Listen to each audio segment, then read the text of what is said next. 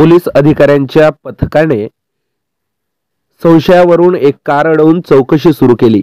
या दरम्यान गाडीतून खाली उतरलेल्या तरुणाने थेट पोलीस निरीक्षकावरच पिस्तूल ताणले। या प्रकरणी पोलीस पथकाने 4 आरोपींना ताब्यात घेतले होते। यातील रत्नदीप उर्फ कालुमाटे, भूपेंद्र गिलोरकर, शिवांग ठाकूर आणि सत्यम ठाकूर यांना न्यायालयात हजर केले असता त्यांना कोठडी दिली आहे। या प्रकरणातील रफिक शेख, दिनेश उर्फ डाल्या मेश्राम, विक्की राकडे या 3 आरोपींचा शोध सुरू आहे। ही घटना मंगळवारी 26 डिसेंबर रोजी सायंकाळी भंडारा शहरातील शीतलामाता मंदिर परिसरात घडली होती। तुमसरच्या उपविभागीय पोलीस अधिकारी रश्मिता राव या संघटित गुन्हेगारी नियंत्रण कायद्यान्वये दाखल झालेल्या गुन्ह्याचा तपास करून मंगळवारी सायंकाळी 6च्या सुमारास भंडारा येथून पोलीस पथकासह तुमसरला परतण्यासाठी निघाल्या होत्या।